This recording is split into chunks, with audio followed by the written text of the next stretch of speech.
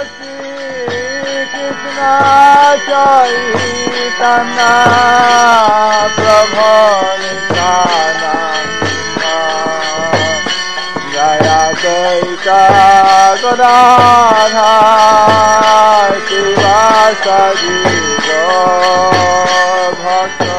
following is a class given by His Holiness Jayapataka Swami Maharaj on August 11th, 1981 in Calcutta, India. The class begins with a reading from the Vaishnava K, text 13 to text 16.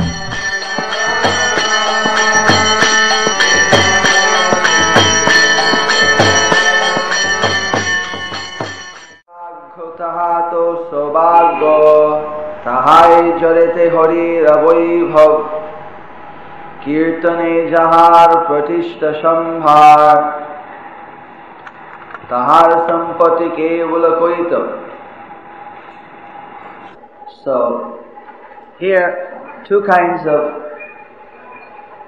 situations are discussed. The first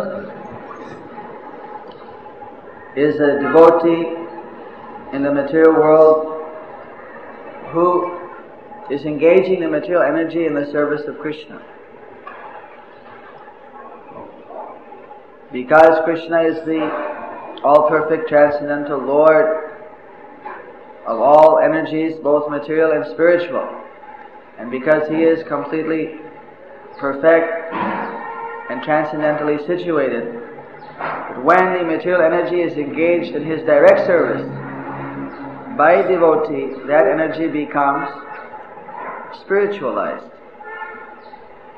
So for someone in the material world, engaging everything in the service of Lord Sri Krishna is the perfect way of becoming transcendentally situated. He is known as a Jukta Vairagya. As compared to someone, in ordinary sense, the Vairagya means someone who gives up the material energy. So, some types of transcendentalists are giving up this material energy as being illusion, as being Maya. They're simply renouncing the material energy without utilizing this material energy at all. Just like sometimes when a new man joins the Krishna consciousness movement, he gives away all of his possessions to his relatives, friends, and comes without anything. He says, now I am free from all this burden. But Rupa Goswami, one of the direct disciples of Sri Chaitanya Mahaprabhu, has personally shown what is the standard by utilizing 50% of all his possessions in the service of Krishna and different Vaishnavas, giving 25% to his family members, and then keeping 25% for emergency. In Krishna consciousness, at least 50% is to always be spent on Krishna conscious activities and preaching the holy name. And utility is the principle.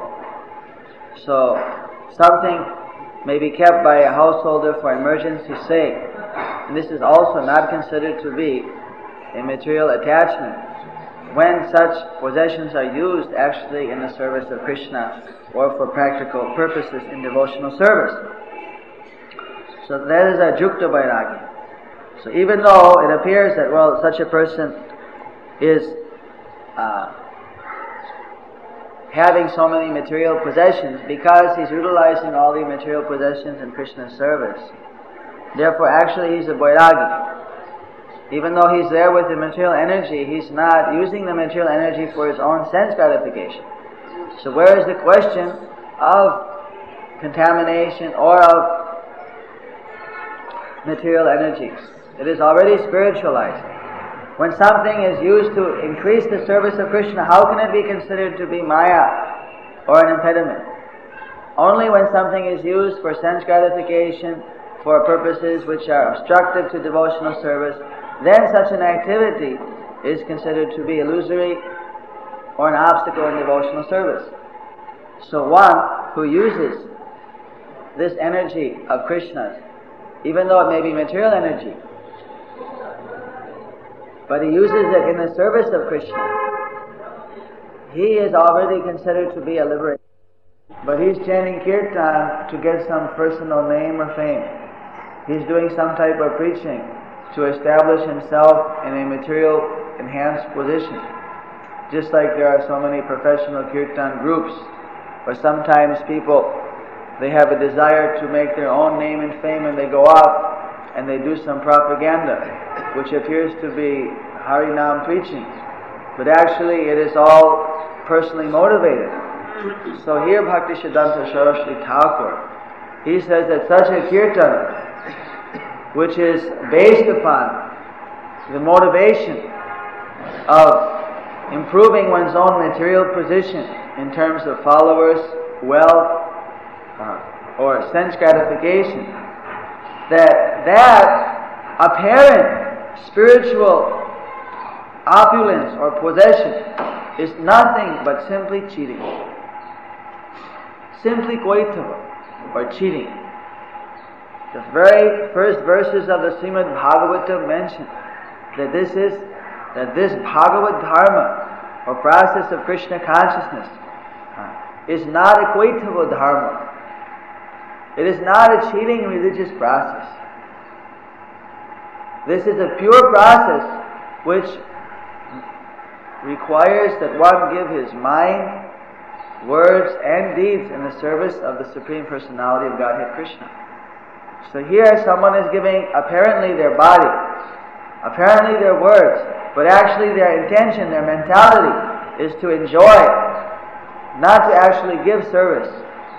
Therefore, this practice in such a case is known to be cheating. Someone else who is actually in heart a devotee, having material possessions but using those possessions in the service of Krishna, because his mind, his words, and his deeds are all directed towards Krishna. Even though apparently they appear to be material type of activities, he is considered to be a yukta vairagi, he is considered to be liberated, not the person who is externally showing that he's a great devotee, but internally he's polluted and filled with material dirt. He is simply cheating himself and others, and he should be rejected, and his association should be avoided until such time as he is purified. So, it goes on to text 14. Vishaya mumukhu bhogir vibhukhu duye tyajo mon duye avaishnava Krishnara samandha aprakrito skandha kabu nahi taha jore sambhav. So, Vishoy Mumukhu, Bhogir Bhuvukhu. Here, Dui Kyajo Mon Dui Avaishnav. Oh, my dear mind, I request you to give up the association of all non-devotees. My dear mind, the first non-devotee is one who wants liberation from material enjoyment. The second non-devotee is one who wants to enjoy this material world. Both of them are not connected with Krishna. Therefore, you should give up their association as undesirable. Krishna, the transcendental service in relationship to Lord Sri Krishna is a branch, is a purely spiritual, is a part of the spiritual existence, and has nothing to do with this material world of birth and death. Simply be attached to that transcendental relationship with Krishna, avoiding all type of non-devotees, such as the desire for liberation or the desire for enjoying this material world. Is that right? So, the mind should know what is favorable for devotional service and what is unfavorable for devotional service. Srila Rupa Goswami Pad has instructed us to accept whatever is favorable for devotional service and to reject whatever is unfavorable. The enjoyment of this material world is very attractive for all the conditioned souls. Everyone is hankering for increasing personal wealth, personal position, and sense gratification. It is very difficult to overcome these attachments.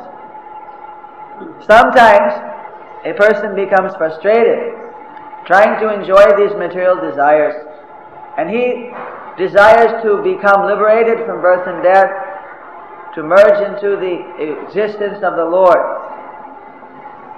But simple desire for liberation is not indicative of a direct relationship with Krishna.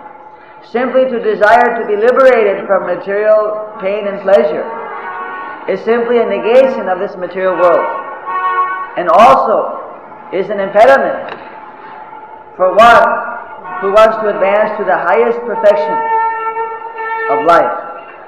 For one who wants to achieve the highest perfection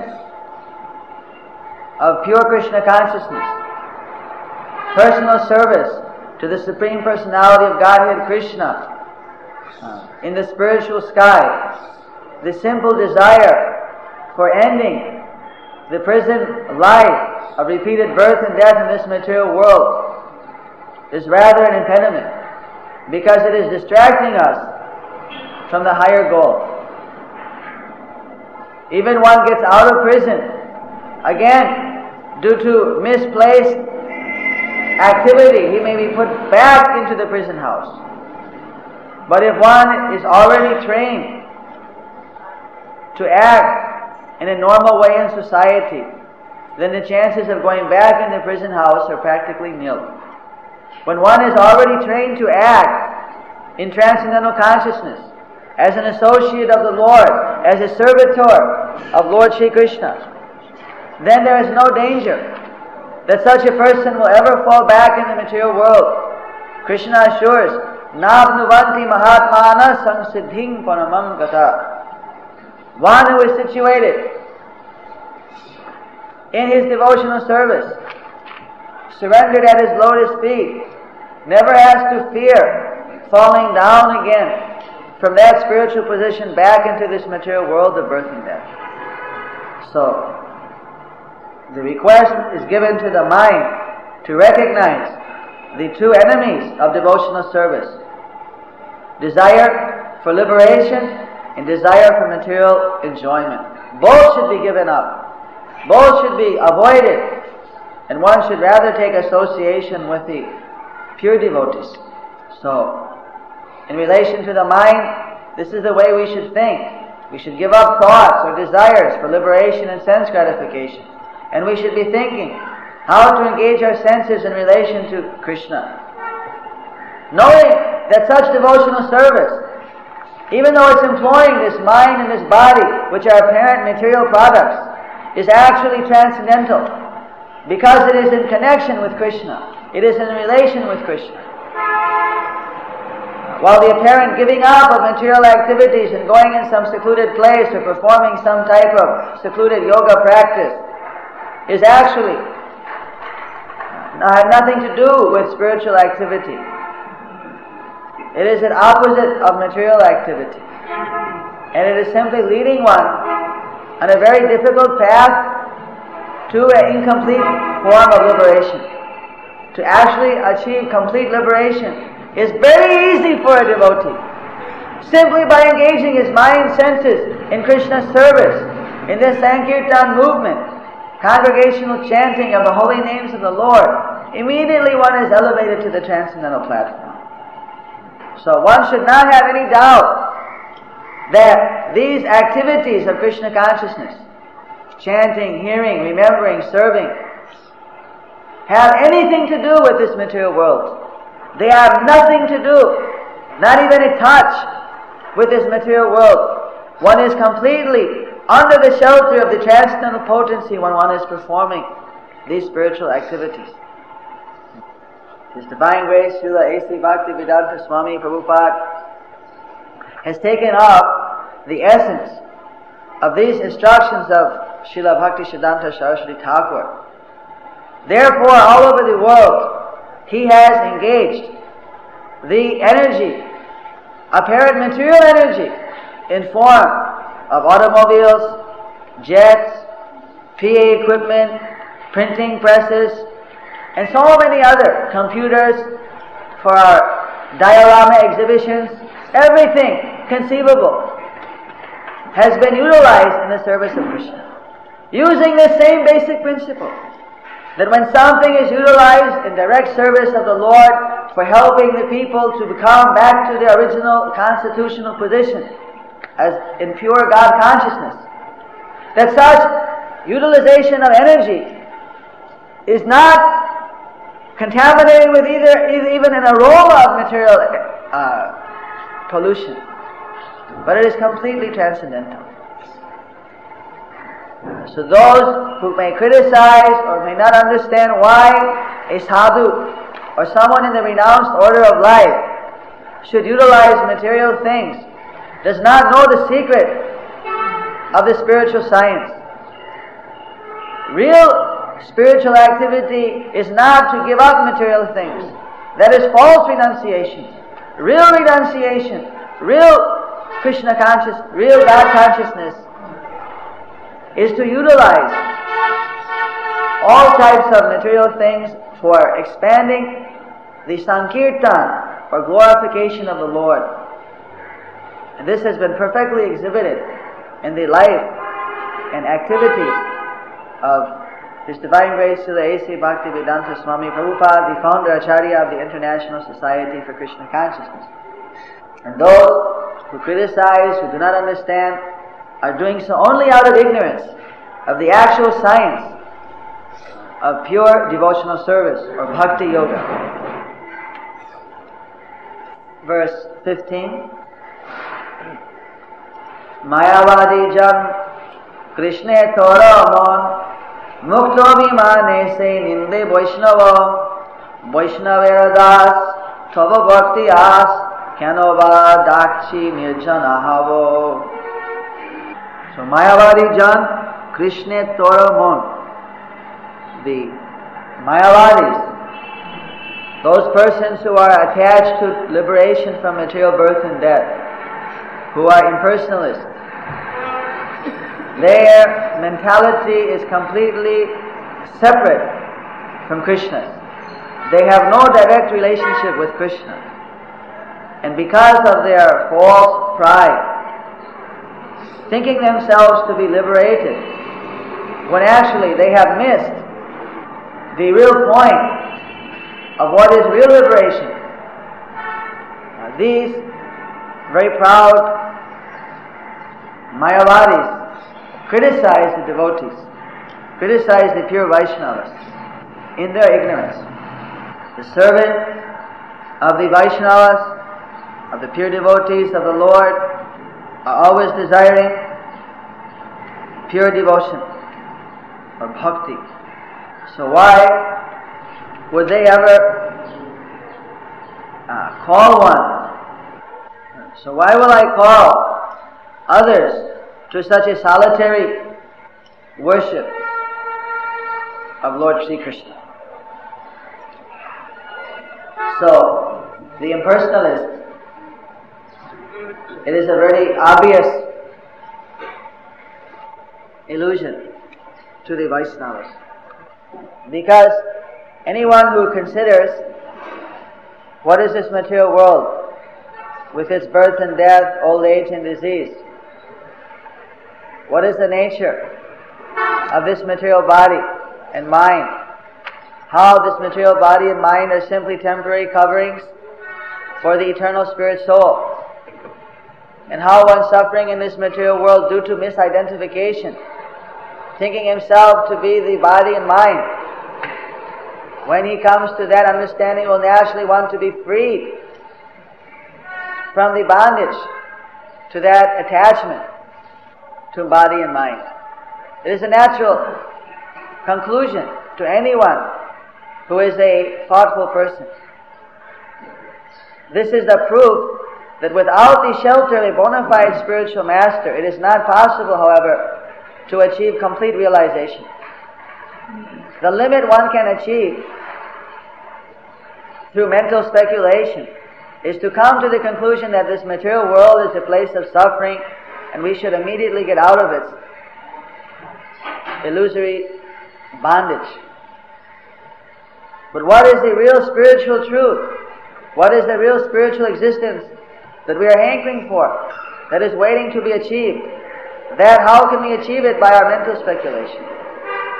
That is not possible. So, when a person is very proud of having come to the conclusion of this material world being false, and thus he thinks himself to be liberated, when he sees the Vaishnavas or the pure devotees of the Lord are riding in their cars, are doing their preaching work, are building temples and so many other activities, then they want to criticize that, oh, these are all material activities. These are motivated by material desire. But this is not a fact. Jai Sri Jagannath Subhadra Balaram, Jai Radha Govinda Ki. Such a devotee has no business, you see, in desiring anything but devotional service. That is his only business. And what is his position? That he is a servant of other devotees of the Lord. A Vaishnava does not say that, no, I am the servant of Krishna, I do not need any guru, I do not need to serve any other devotees. I am directly the servant of Vishnu, of Krishna. This is not what a Vaishnava says. This is what someone who is falsely proud says. Because a Vaishnava knows that not only Krishna, but all those potencies, personalities, associates in relation to Vishnu, the Supreme Personality of Godhead, are all on the transcendental platform and are all worshipable. Therefore, a Vaishnava is a servant of a Vaishnava.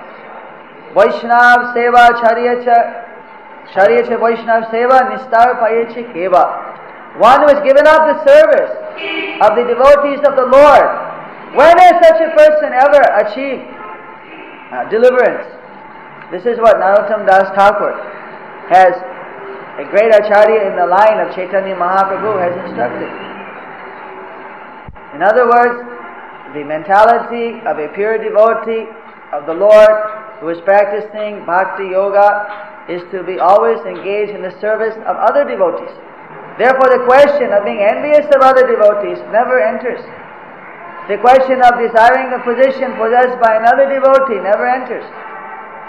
Rather, one's mentality is always to serve the pure devotee who is one's spiritual master and the other Vaishnavas. So, the question is given to the mind. So why would such a pure devotee ever call someone to go apart from the association of devotees? In other words, mind, why you are trying to call me to leave the association of devotees? Why you are trying to point out critical points and make me lose this association of the devotees? Why you are trying to bluff me as if you are a pure devotee? What would a pure devotee have any motive for leaving the association of other devotees for? So, here, in a nutshell, the different type of pitfalls that can attack one as one is advancing in the transcendental science. First, the pitfall of material sense gratification is most prominent in conditioned life. Then one gives up sense gratification, but simply the dry desire for liberation without having connection with Krishna is also a dangerous tigress that eats our spiritual life. Then after one gives up that desire for liberation and sense gratification, enters into serving the Lord and His devotees. If one, due to immature understanding, becomes subtly involved or implicated in desires for personal improvement, in the society of devotees. Therefore, in a subtle way, losing that service attitude and becoming envious and critical unnecessarily of other devotees, then one is driven out of the society of devotees by the power of that uncontrolled mind. And one is drawn into a situation whereby his own false ego, he thinks that now I'm more advanced than the other Vaishnavas, I'm chanting by myself, I have my own movement, or I have my own private worship. Therefore I'm more advanced than the other Vaishnavas. They are discussing preaching, they are discussing spreading the Sankirtan movement. But I am always engaged in thinking of Krishna, therefore I am more advanced. That person is bewildered. Actually, he has been cheated by his mind. And due to his false pride, he has become absorbed in the mentality of trying to become the best devotee. Srila Prabhupada, Bhaktivedanta Swami Prabhupada said, this is another maya, to want to become the best devotee. Chaitanya Mahaprabhu is his own best devotee. Srimati Radharani is the best devotee. No one can have that position. All we can try is to be sincere devotee of other devotees. Best idea is material idea. Another competitive mood, trying to compete with Krishna. One entering devotional service, I want to be the best devotee. One should try to do the best service one can to carry out the order of his spiritual master. But one does not, in performing that service, want to pull anyone else down or want to obstruct anyone else. Nor is he envious if anyone else is also doing good service. The more the merrier. The more people are engaging in good service, that is giving more satisfaction to the devotee. He has no desire for exclusive good service. His only desire is that Krishna may be satisfied. And if more people are serving Krishna to his satisfaction, therefore that is giving multiple joy to the sincere devotee. This is known as Goshti Ananda. To see the association of devotees increase and to gain transcendental ecstasy from seeing so many devotees coming and serving the Lord in purified consciousness. So when the mind becomes bewildered and loses this appreciation for devotional service, how could the mind ever have appreciation for devotional service? Once having such an appreciation, no one will sacrifice that ecstasy. This means that the mind has never yet become purified. If the mind had been purified and even once tasted that pure ecstasy of devotional service, then it was not possible that it will easily give up such an ecstasy and become absorbed in personal improvement. That means that the mind was not being surrendered, it was being held back. Externally the practices were going on, but internally the mind was being withheld from actually surrendering to Krishna, from actually serving Krishna and his devotees. So, controlling the activities and the words is external. That is purifying. But finally we have to face the mind, and we have to shake up that mind, and we have to purify it by engaging the mind in reading, in hearing and chanting the holy scriptures, the Bhagavad and Bhagavad Gita, and in serving other devotees, and then in preaching the Sankirtan message, engaging in the Sankirtan movement. This is how we purify our mind. And we should be watching out at every second that our mind does not become overcome by these materialistic associations and mislead us. If we train our mind in this pure attitude of devotional service, the real Sankirtan mood, which is exactly following in the footsteps of the gopis, the greatest devotees of Krishna and Vrindavana, the mood of dedicating everything in the service of the Lord and His devotees, then immediately we can experience this highest ecstasy of pure Krishna consciousness. Kohe nije tyagi, sena pare khabu hoite Vaishnava, Hari parochari, Nirjanata bari, lobiya ki fal, falgu se bhoiva. So one who is such a false renouncer, he tells everyone that I am a great tyagi, I am a great renouncer. Or he tells himself that I am very renounced, I am very advanced, more so than others. But such a person, he can never be a Vaishnava. He has given up the lotus feet of Sri Hari, Krishna. Instead, in his solitary place, he is practicing his so-called spiritual practices. But actually, for that, he gets no fruit. It is simply the influence of falsity that is all pervasive in his activities.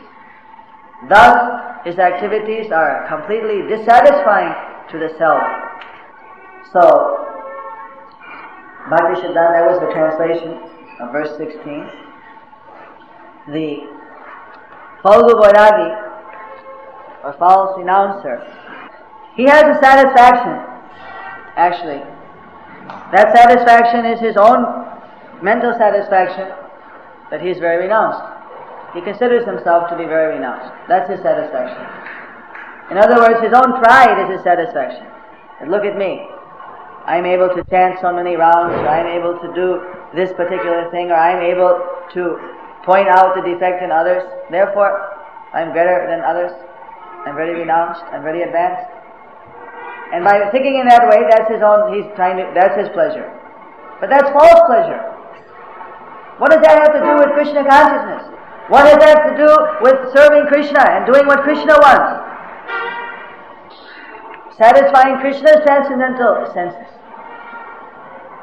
If Krishna doesn't want one to leave the association of devotees, if Krishna doesn't want one to chant unlimited number of Hare Krishna mantras, if Krishna doesn't want one to point out the defects in others, rather, if Krishna wants that one stay in the association of devotees, if Krishna wants that one serve the spiritual master, when Krishna wants that one should spread his glories everywhere, when Krishna wants that the conditioned soul should be delivered from birth and death and given the priceless jewel of pure devotional service,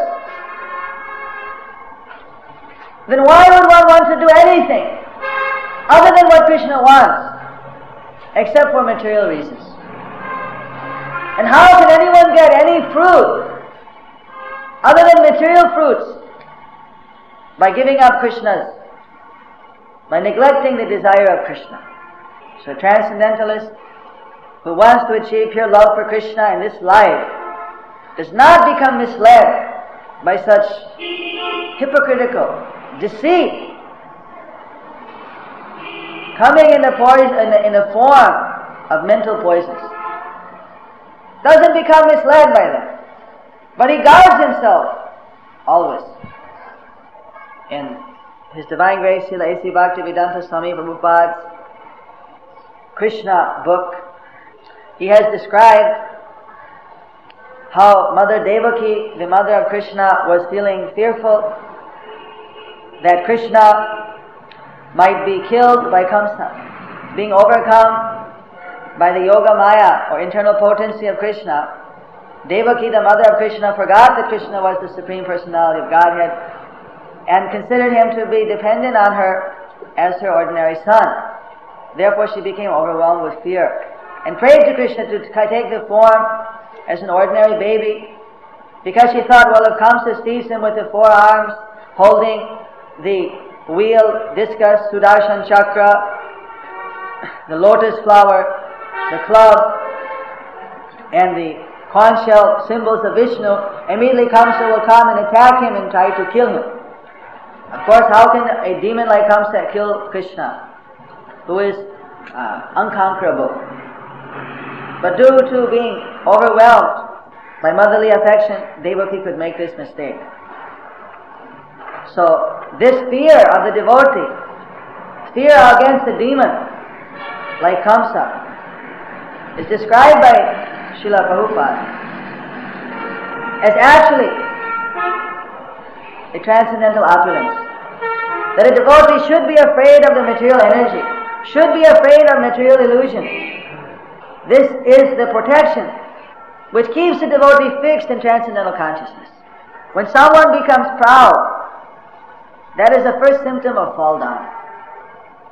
When a person becomes proud and stops fearing the material energy, then and starts to think oneself to be advanced in devotional service, then he falls down from the path of devotional service and becomes the victim of Maya.